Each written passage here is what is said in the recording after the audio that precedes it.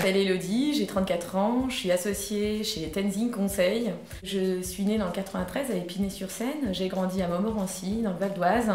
Ma mère est agent RATP, mon père ouvrier dans le bâtiment, donc j'ai toujours, j'ai grandi dans un milieu populaire. Mes jobs d'été ont été extrêmement formateurs puisque ça m'a donné envie de vraiment poursuivre mes études, puisque c'était des jobs assez répétitifs, enfin formateurs oui, mais répétitifs. J'ai été vendeuse, j'ai travaillé au guichet d'une banque, j'ai travaillé sur une chaîne de vêtements aussi à l'usine, donc ça me permettait de voir finalement la chance que j'aurais, enfin comment je pouvais m'extraire de ces métiers qui sont pas que je juge pas dévalorisants mais qui allaient être durs.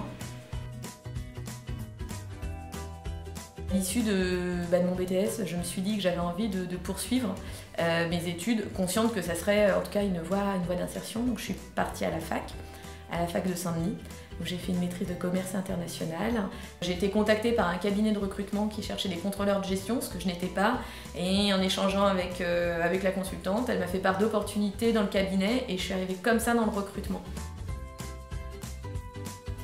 Donc aujourd'hui, je suis DRH et chargée du projet social chez Tenzing. Donc mes journées se composent entre des entretiens d'embauche, des rencontres avec de jeunes dans le cadre de programmes d'égalité des chances.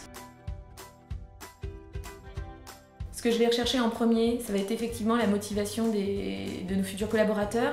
Donc ça va passer par leur faire parler de leur parcours, est-ce qu'ils ont eu des activités associatives, est-ce qu'ils ont eu des jobs d'été, pourquoi, quels ont été leurs moteurs, qu'est-ce qu'ils ont cherché au travers de chacune de ces expériences, ce qu'ils en ont retiré, et la capacité qu'ils ont eu à toujours à se dépasser, à aller plus loin et à se battre pour avoir mieux. Donc ça, c'est ce que je vais aller chercher en entretien. Moi, ce qui m'anime au quotidien, ça va être le fait d'être fière de moi, de mener des actions qui ont un impact. Et cet impact, ça passe par le fait d'avoir des jeunes qui réussissent, des jeunes qu'on n'aurait pas détectés, qu'on aurait eu tendance à ne pas valoriser. J'ai des personnes qui ont eu un rôle modèle, qui m'ont inspiré, qui m'ont orienté et qui ont tenu compte de mon histoire et de quelle manière ça pouvait impacter mes raisonnements et ma vision, et ils m'ont aidé à m'adoucir et être moins clivée et avoir des jugements moins caricaturaux.